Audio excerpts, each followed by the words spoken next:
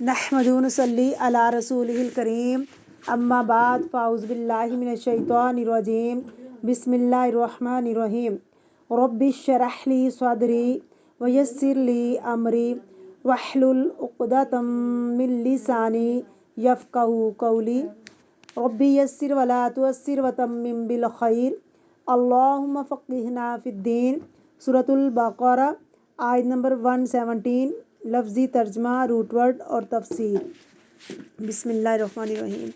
Badie نئے سرے سے پیدا کرنے والا ہے، السماواتی آسمانوں کا، و اور الارضی زمین کا، و اور اذا جب، قضا وہ فیصلہ کرتا ہے، امرن کسی کام کا، فانما تو بے شک، یقول وہ کہتا ہے، لہو واسطے اس کے، کن ہو جا، فیکون تو وہ ہو جاتا ہے۔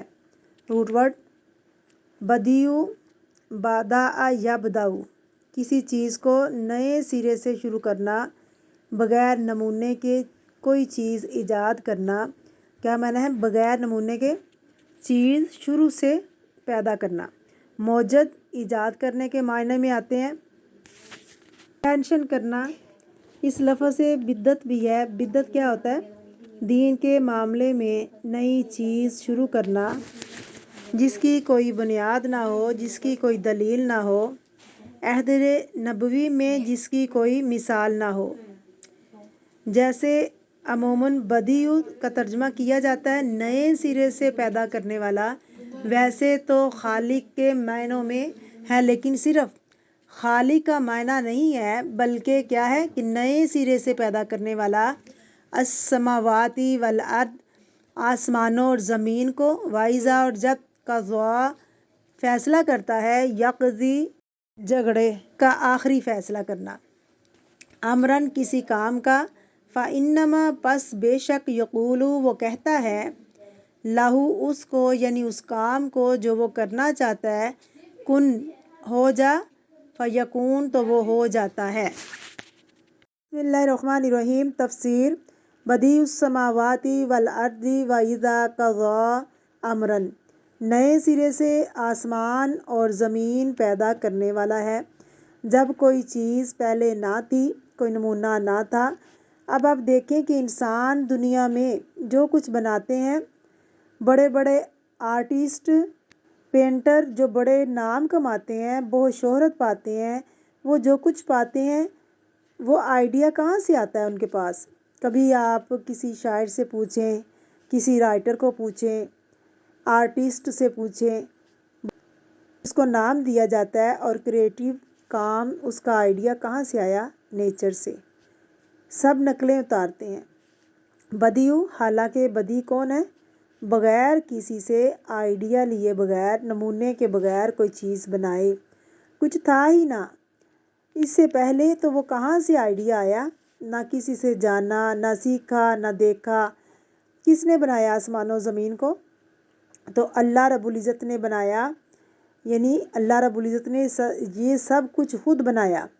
تو جس نے یہ سب کچھ بنایا، اس کو بیٹے کی کیا ضرورت ہے؟ وَإِذَا قَضَى أَمْرًا، جب وہ کسی کام کا فیصلہ کرتا ہے، فَإِنَّمَا يَقُولُ لَهُ كُن فَيَكُونُ، تو بے شک وہ کہتا ہے کہ ہو جا تو وہ ہو جاتا ہے۔ یہ کیوں کہا؟ اس لیے کہ انسانوں کو اپنے کاموں میں مدد کے لیے بیٹوں کی ضرورت پڑتی ہے، ملازموں کی ضرورت پڑتی ہے، کہ ہم بوڑھے ہو جائیں گے تو کوئی ہمارا سنبھالنے والا ہو، کوئی ہمارا سہارا بنے، کام میں کوئی ہیلپر ہو۔ خاص طور پر اس دور میں جب مین پاور بہت چاہیے تھے، اس وقت ملازم تھے۔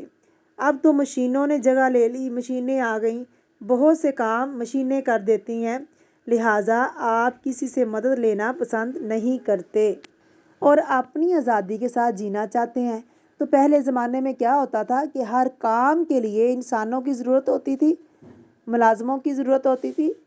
تو یہاں اللہ سبحانہ و تعالیٰ کیا فرماتے ہیں؟ اس کو نہیں ضرورت کسی بیٹے بیٹی کی، کوئی ضرورت نہیں، وہ سب سے بے نیاز ہے۔ جیسے ہم نے پچھلی آیت میں پڑھا، قُلْ هُوَ احد اللہ الصمد لم یلد ولم یولد ولم یکن لہ کفوا احد۔ وَرَبُّكَ الْغَنِيُّ الرَّحْمَةُ، تو کام کے لیے وہ کن کہتا ہے تو کام ہو جاتا ہے، وہ کسی کو بیٹا کیوں کہے گا؟ دلیل کیا دیتے ہیں؟ چونکہ عیسیٰ علیہ السلام کا باپ نہ تھا، اس لیے ان کے باپ نعوذ باللہ اللہ ہے نہیں، ساری کائنات وہ بنا سکتا ہے۔ کیا وہ عیسیٰ کو بن باپ کے پیدا نہیں کر سکتا؟ کر سکتا ہے۔ اگر آدم کو بغیر باپ کے پیدا کر سکتا ہے تو عیسیٰ علیہ السلام کو بھی پیدا کرنا کیا مشکل ہے؟ عیسیٰ علیہ السلام کو اللہ تعالیٰ نے کن سے پیدا کیا تھا، اسی لیے عیسیٰ علیہ السلام کو کلمہ بھی کہا جاتا ہے کہ وہ کلمہ کن سے پیدا ہوئے تھے۔ اللہ رب العزت فرما رہے ہیں خلق السماوات والارض اکبر من خلق الناس ولکن اکثر الناس لا یعلمون، تو جس نے زمین و آسمان پیدا کیے، یعنی زمین و آسمان کی پیدائش انسانوں کی پیدائش سے مشکل کام ہے، جس نے وہ بنا لیا، انسان بنانا اس کے لیے مشکل نہیں ہے۔ تو بنیادی طور پر اس آیت میں اللہ رب العزت کی قدرت کا بیان ہے۔ تو اللہ رب العزت کن سے کوئی بھی کام کروا سکتا ہے، یعنی اللہ رب العزت نے جب قلم کو پیدا کیا تو اللہ نے فرمایا اکتب، اس کو کہا کہ لکھو۔ قلم نے پوچھا کیا لکھوں؟ فرمایا فکتبہ، وہ سب لکھو جو قیامت تک ہونے والا ہے، فیوچر کی ساری ہسٹری لکھ دو۔ ہسٹری تو پاس ہی ہوتی ہے نا، کن کہہ کر اللہ نے لکھوایا۔ ہم نے اگر کسی سے کچھ لکھوانا ہو تو ہم کہتے ہیں لکھ دو، تو لوگ کیا کرتے ہیں کہ ابھی میرے پاس وقت نہیں ہے، میں ٹھہر کے لکھوں گی، اچھا چلو کل لکھ دوں گی۔ لیکن اللہ رب العزت نے جب قلم کو حکم دیا کہ قلم لکھ، اکتب لکھو، تو قلم نے کیا کیا؟ لکھنا شروع کر دیا۔ کوئی مجبوری پیش نہیں کی، نہ موڈ خراب کیا، نہ موڈ کا ذکر کیا کہ ابھی میرا موڈ نہیں ہے لکھنے کا۔ اللہ نے فرمایا لکھو، اکتب لکھو، تو وہ چلنا شروع ہو گیا اور اس نے سب کچھ وہ لکھ دیا، شروع سے لے کے اینڈ تک سب کچھ لکھ دیا۔ تو کیا اللہ ہمارا محتاج ہے؟ نہیں، اللہ ہمارا محتاج نہیں، وہ جو بھی کہتا ہے وہ کن کہہ کے ہر چیز کو پیدا کر لیتا ہے۔ تو جب بھی وہ ارادہ کرتا ہے کسی چیز کو پیدا کرنے کا تو وہ کیا کہتا ہے؟ فَإِنَّمَا يَقُولُ لَهُ كُن فَيَكُونُ، وہ کن کہتا ہے تو وہ چیز وجود کے اندر آ جاتی ہے۔